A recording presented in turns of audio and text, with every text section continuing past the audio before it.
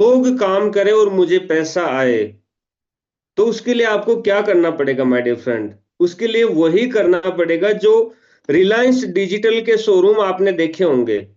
उसने क्या किया? अंबानी जी क्या सभी काउंटर पे खुद जाके बैठते हैं क्या? नहीं बैठते ना। वो वहां पे लोगों को रखते हैं, वो अपनी टीम को रखते हैं। हर डिजिटल शोरूम में 100, 50, 20, 30 स्टाफ रहते हैं।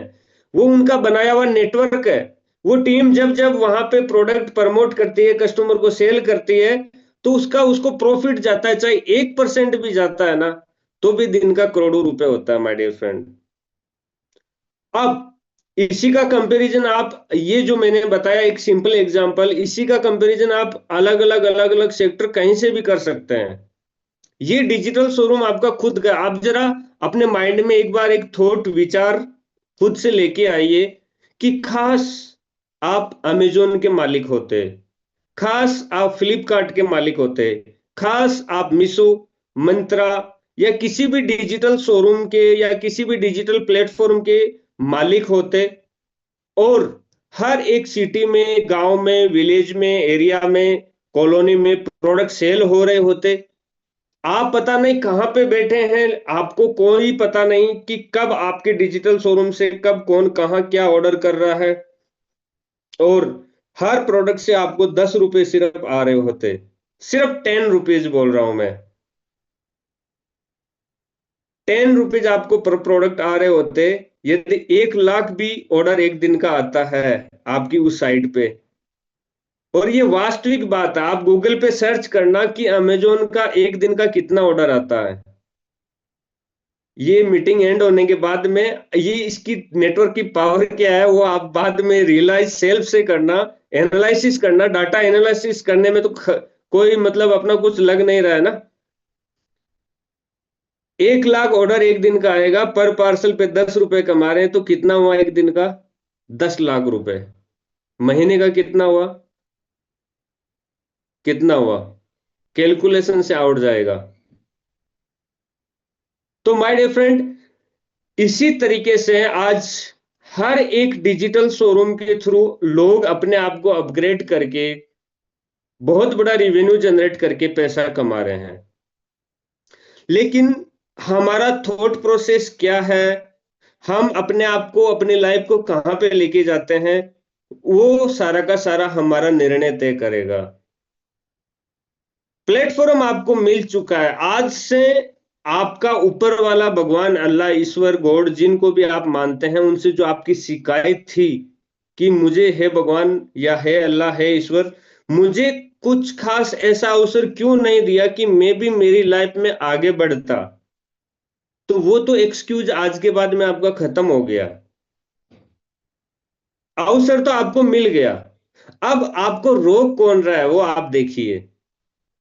आपको कौन रोक रहा है माय डियर फ्रेंड? प्लेटफॉर्म से आपको अवगत करा दिया गया है, ये डिजिटल शोरूम है, ये ऑनलाइन दुकान है।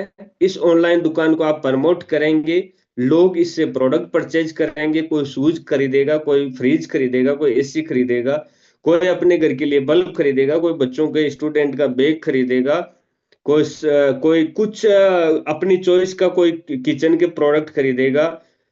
तो वो हर एक खरीदारी पे आपका हिस्सा बन जाए और आपको प्रॉफिट जनरेट हो, तो कैसा रहेगा?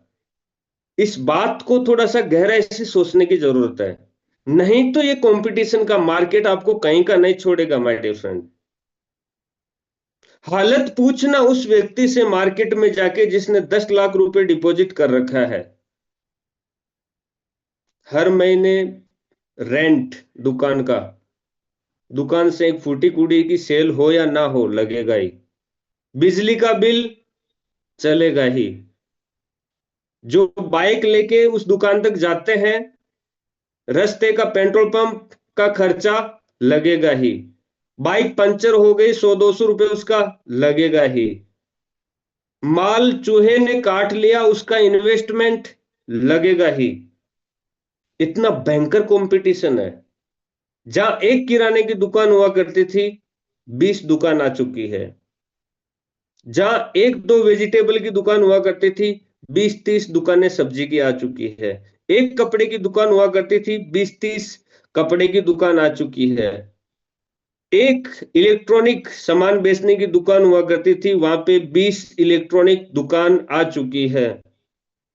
एक स्कूल हुआ करती थी, वहां पे 5 स्कूल वाले, हर स्कूल वाला बच्चे की टांग, ये मेरी यहाँ पे एडमिशन कराओ, मैं बहुत अच्छा पढ़ाता हूँ, तो वो क्या बुरा पढ़ाता है क्या? फिर उसकी दुकान क्यों, स्कूल क्यों चल रही है?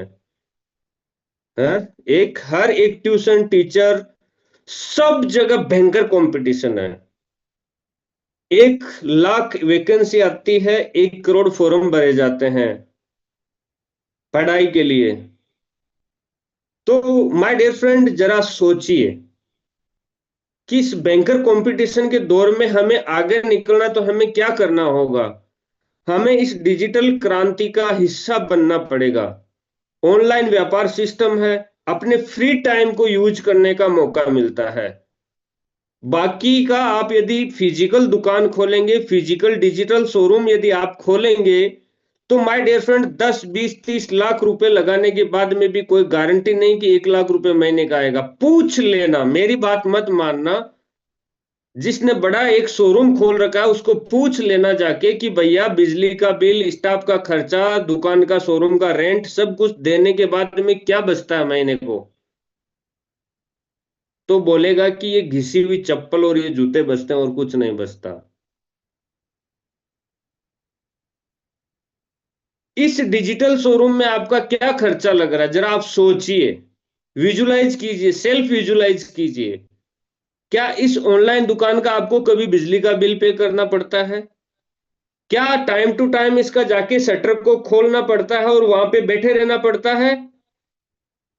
मैं बोलता हूं दिन भर आप अपने काम में, खेती में, बाड़ी में, जॉब में, अपने पर्सनल वर्किंग में बिजी थे, लेकिन अभी आप यदि सोशल मीडिया पे जब स्क्रॉल करते रहते हैं, फ्री बैठे बैठे जब टाइम वेस्ट करते हैं, उस टाइम को आप इनकम में यूटिलाइज कीजिए। नहीं तो आपके बच्चे आपके चेहरे की तरफ देखते हैं, ताकते हैं कि ये बड़ी बड़ी फेंकता है लेकिन ये करता कुछ नहीं है। आपके बच्चों को भी अच्छा लगता है माय डियर फ्रेंड, नए नए ड्रेस, नए नए शूज पहनना। आपकी बीवी को भी अच्छे लगते हैं नए नए कपड़े पहनना, नई सैंडल लेके आना, नई साड़ी लेके आना। आपको इवन खुद को भी अच्छा लगता है कि आपके पास में अच्छा सा suit boot tie coat pant हो, अच्छा सा आपके पास में लेदर का बैग हो, अच्छा सा आपके पास में मोबाइल हो, अच्छा सा एप्पल का आपके पास में लैपटॉप हो। आपके खुद के भी सपने हैं, लेकिन आपको क्या लगता है, वो सपनों को पूरा करने के लिए आप वही करते रहेंगे जो आपने अब तक किया है? आपका शेड्यूल वही बना रहेगा जो अब तक बना हुआ था? गारंटी से बोलता हूं वही मिलेगा जो आपको अब तक मिला। माय डियर फ्रेंड, अलग चाहिए, अलग कुछ करना है, अलग कुछ हासिल करना है लाइफ में, तो आपको अपनी एक्टिविटीज को चेंज करना पड़ेगा, अपनी वर्किंग स्टाइल को चेंज करना पड़ेगा। कार्य प्रणाली और प्लेटफॉर्म दोनों को आपको चेंज करने में वक्त नहीं लगाना चाहिए। काल करे सो आज कर, आज करे सो अभी, और पल भर की परले हो गई तो बहुरी करेगो कभी। मतलब स्पीड से बढ़ती हुई ये टेक्नोलॉजी और ये महंगाई, इससे आपको लड़ना है तो आपको एक्शन फास्ट लेने पड़ेंगे माय डियर फ्रेंड। नहीं तो ये जमाना और ये फैमिली मेंबर आपको कभी माफ नहीं करेंगे। हालत बहुत बदतर हो सकती है, क्योंकि हर चीज की महंगाई दिन प्रतिदिन बढ़ती ही जा रही है, लेकिन हम अपनी पॉकेट की स्थिति को नहीं सुधार रहे हैं। तो इसमें गलती हमारी है, ना कि पड़ोसी की। पड़ोसी, रिश्तेदार, ये सब और सिर्फ ज्ञान दे सकते हैं, साथ नहीं दे सकते। इसलिए